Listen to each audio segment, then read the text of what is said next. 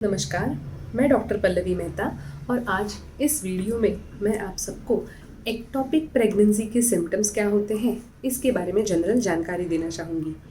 आगे बढ़ने से पहले मैं आप सबको एक रिक्वेस्ट करना चाहूँगी कि अगर आपने अब तक हमारे इस चैनल को सब्सक्राइब नहीं किया हो तो तुरंत लाल कलर का बटन दबाएं और हमारे इस चैनल को सब्सक्राइब करें।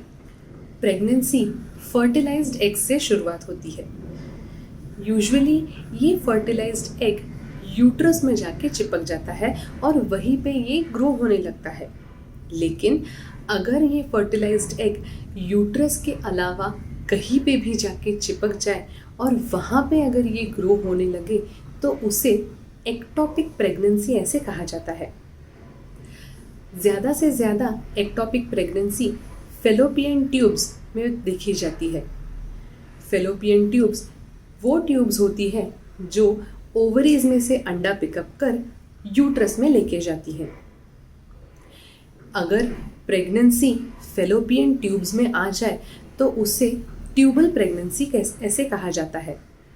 ट्यूबल प्रेगनेंसी के अलावा प्रेगनेंसी कुछ और जगह में भी हो सकती है, जैसे कि ओवरीज में, एब्डोमिनल कैविटी में या सर्विक्स में।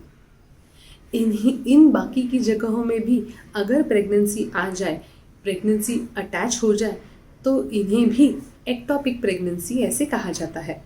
यूजुअली अर्ली एक्टोपिक प्रेगनेंसी में कोई अलग सिम्टम्स नहीं होते।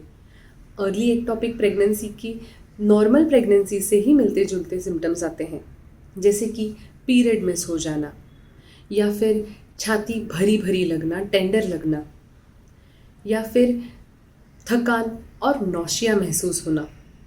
ये सब नॉर्मल प्रेगनेंसी से मिलते जुलते सिम्टम्स एक्टोपिक प्रेगनेंसी में भी अर्ली स्टेजेस में देखे जाते हैं। ऐसे केस में अगर यूरिन प्रेगनेंसी टेस्ट करवाई जाए तो यूरिन प्रेगनेंसी टेस्ट भी पॉजिटिव आ सकती है। लेकिन जैसे जैसे प्रेगनेंसी एडवांस होती है, जैसे जैसे बच्चा बढ़ने लगता है, वैसे एक्टोपिक प्रेगनेंसी के सिम्टम्स नोटिसेबल होने लगते हैं। यूजुअली एक्टोपिक प्रेगनेंसी के अर्ली सिम्टम्स होते हैं वजाइनल ब्लीडिंग।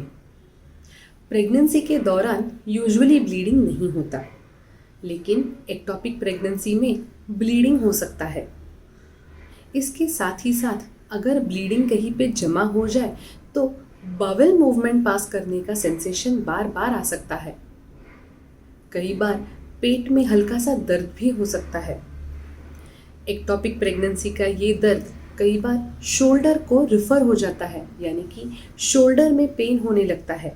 एक्टोपिक प्रेगनेंसी के सिम्टम्स प्रेगनेंसी एग्जैक्टली कहाँ पे लोकेटेड है, खून एग्जैक्टली कहाँ पे जमा हो रहा है, इससे इसके सिम्टम्स और इसका दर्द वेरी कर सकता है। अगर एक्टोपिक प्रेगनेंसी खास तौर पर फेलोपियन ट्यूब्स में ट्यूबल प्रेगनेंसी अगर कंटिन्यू हो जाए तो ये जानलेवा भी हो सकता है। कई बार जैसे जैसे बच्चा बढ़ने लगता है वैसे वैसे ट्यूब एक्सपैंड होने लगता है। अगर किसी केस में ट्यूब रप्चर हो जाए, यानी कि ट्यूब बर्स्ट हो जाए, तो ये कंडीशन बहुत ही क्रिटिकल और जानलेवा साबित हो सकती है। ट्यूब रप्चर होने की वजह से बहुत ज़्यादा हैवी ब्लीडिंग हो सकती है। फिर इसके अलावा पेशेंट शॉक में जा सकता है, लाइट हेडेडनेस और चक्कर आके गिर सकता है। अगर किसी में एक्टोपिक प्रेगनेंसी ऑलरेडी डायग्नोस हो चुकी है और ये प्रेगनेंसी कंटिन्यू होने वाली है तो उन औरतों को खास ध्यान रखना रहता है कि कभी भी अगर ब्लीडिंग चालू हो जाए, पेट में बहुत ज़्यादा दर्द चालू हो जाए या शोल्डर में दर्द चालू हो जाए तो तुरंत अपने डॉक्टर से संपर्क करें। ऐसे ही अलग अलग मेडिकल कंडीशंस के बारे में अगर आपको जानकारी चाहिए हो तो तुरंत हमारे चैनल को सब्सक्राइब करें। लाल कलर का बटन दबाएं और हमारे चैनल को सब्सक्राइब करें। Thank you.